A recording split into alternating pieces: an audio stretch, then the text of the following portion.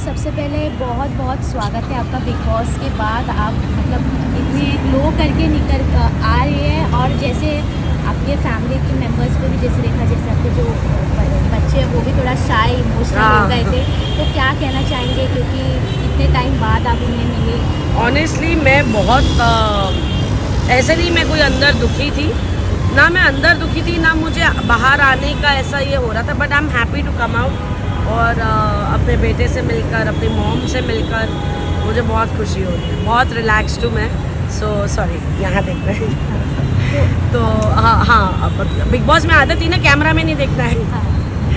तो एनीवेज हाँ, मैं बहुत खुश हूँ बाहर आके अपने परिवार वालों से मिलकर। मैम, जैसे ही आप बाहर आए घर पे, बहुत सीरियस इंसिडेंट हुआ है, जैसे अभिषेक, ईशा, समर्थ को लेके जो जिस हिसाब से, और इसमें इम्पॉर्टेंट चीज़ ये है कि ईशा उनकी एक्स गर्लफ्रेंड रह चुकी है, उन्होंने उनके साथ जो प्रोवोकिंग सिस्टम चालू किया, मेंटल हेल्थ पे कितना मतलब उनको ऑनेस्टली ये बात मैंने कई मेरे निकलने के आई थिंक 2 हफ्ते पहले या कभी बोल दी थी, या उसके पहले कि यार समर्थ और ईशा तुम कर क्या रहे हो?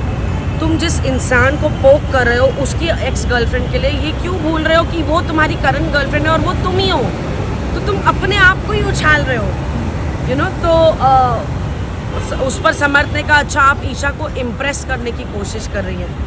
तो मैंने कहा इम्प्रेस? मैंने कहा तुमको समझ में नहीं आ रहा है मैं क्या बोल रही हूँ, कि तुम अपनी करंट गर्लफ्रेंड का इस्तेमाल कर रहे हो एक दूसरे लड़के को पोक करने के लिए, जो तुम्हारी करंट गर्लफ्रेंड उसकी एक्स थी।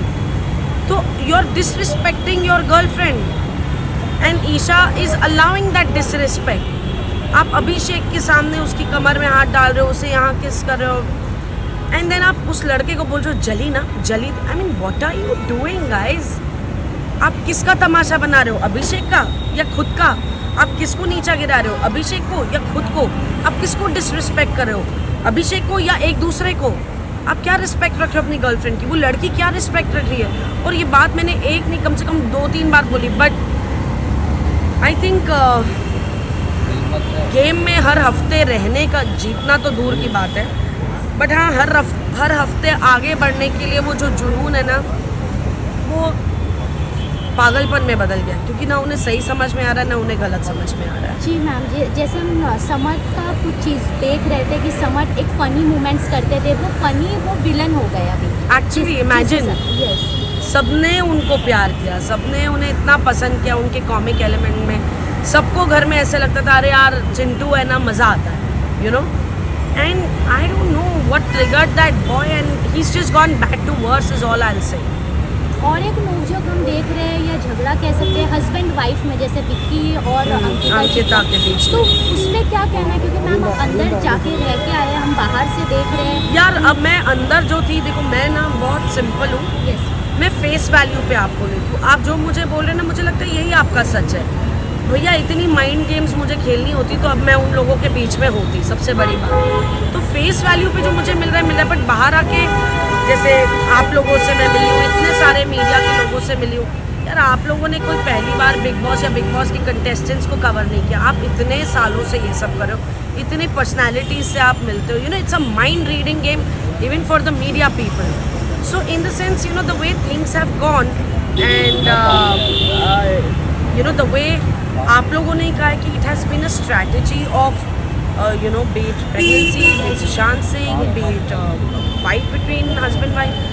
तो I really hope कि ये सच ना हो, कि एक strategy point of view, and अगर ये strategy है तो again what can I say, to be in the game it's stooping too low, and और अगर ये strategy नहीं है और ये reality है कि भाई ऐसा उनके बीच में problems हो रही हैं, so in that sense I don't know, it's too bad. क्योंकि बिग बॉस में एक ही कपल नहीं था, नील और ऐश्वर्या भी थे, क्योंकि वो काफ़ी ऑपोजिट है। इनका बिहेवियर ऐसा लगता है कि गर्लफ्रेंड बॉयफ्रेंड है, और उनका बिहेवियर ऐसा लगता है एक दूसरे को सपोर्ट कर रहे हैं, हर एक चीज़ में खड़े। देखिए हस्बैंड वाइफ में क्लैशेस होते हैं, कोई मतलब ओ माई गॉड वाली बात नहीं है, it's very normal, you know. हर रिश्ते में एक कहीं क्लैश होता है, एक समझ में एक डिसएग्रीमेंट होती है, इट्स प्रीटी नॉर्मल, जो एक्चुअली ऐश्वर्या और नील में हुआ।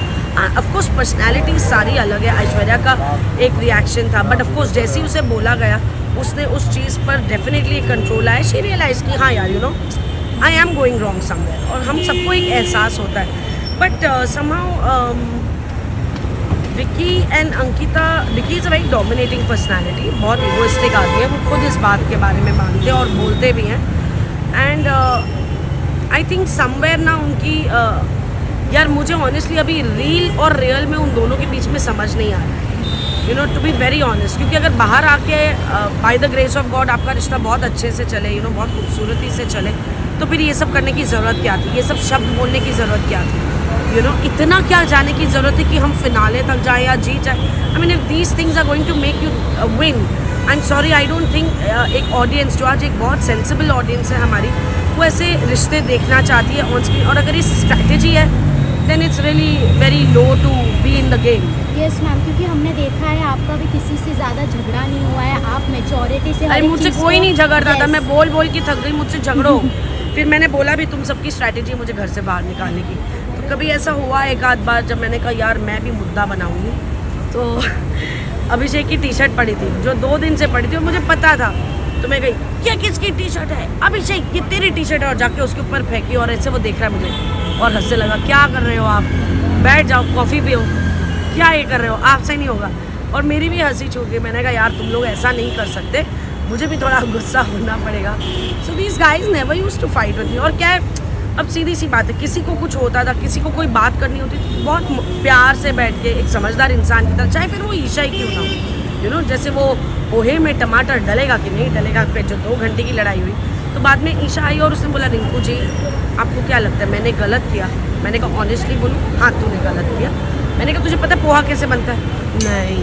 मैंने कहा तू समझ तो नहीं कैसे बनता है, फिर तुझको अपने आप लगेगा. तो जैसे ही मैंने बताया भाई ऐसे ऐसे बनता है, अच्छा फिर तो क्या प्रॉब्लम थी, मैं तू ही प्रॉब्लम खड़ी करके. So you know what I mean to say, चाहे वो विक्की था, चाहे वो अंकिता थी, चाहे वो ईशा थी, the youngest one of the lot, Munawar, Abhishek, Neel, Aishwarya, Jigna ji, जितने भी नाम आप ले लो, नावेद, अरुण जी, अनुराग के साथ मेरा बॉन्ड बना towards the end of it. जितने भी लोग थे सबके साथ मेरा इतना अच्छा बॉन्ड बना, क्योंकि बात वही है कि आप क्या बोलते हो डज नॉट मैटर, आप कैसे बात करते हो मैटर्स. अब मैं आके बोलूँ अबे विक्की, तो विक्की भी मुझसे ऐसे बात करेगा. लेकिन अगर मैं बोलूँ विक्की मुझसे तुमसे बात करनी है, ज़रा हम बैठ सकते हैं, तो विक्की भी उस टोन में बात करेगा. तो मैंने सबसे ऐसे बात की और सबने ऐसे मुझसे बात की, तो मेरा बॉन्ड सबके साथ था. तो किसी ने कभी मुझसे, एक्सेप्ट वो चिंटू जो एक पॉइंट पे आके काफ़ी उसने लाइन क्रॉस की, और मैंने उसे बोला भी, मैंने कहा तुम बहुत बदतमीज़ी कर रहे हो, मैंने कहा अपनी हद में रहो. और हाँ, मैं एक पॉइंट पे आके ये भी बोला, मैंने कहा उल्टे हाथ का खींच दूँगी, क्योंकि वो बिल्कुल मेरे बेटे की एज का है. थैंक गॉड मेरा बेटा एक यू नो रत्ती भर भी उस जैसा नहीं है. बट खुदा न खासा अगर मेरे बेटे ने ऐसे बिहेव किया होता तो he would have been rest assured कि मेरी माँ उल्टे हाथ का खींच के दे देगी. मैम मुनव्वर के बारे में भी ये सुना गया है कि एक्स गर्लफ्रेंड का वो जिक्र कर रहे हैं. फिर अभी जो वाइल्ड कार्ड में आयशा आई है उनके बारे में, यार वो कहानी पुरानी हो गई है, आगे बढ़े, एपिसोड्स आगे बढ़ गए हैं, नया वीकेंड का बाहर निकल चुका है. अभिषेक बन गया, ये बोलो कि अभी अभिषेक और मुनव्वर की लड़ाई हो, you know. And I hope कि इट्स गेम टाइम. 3 हफ्ते रह गए हैं. Everybody needs to pull up their socks.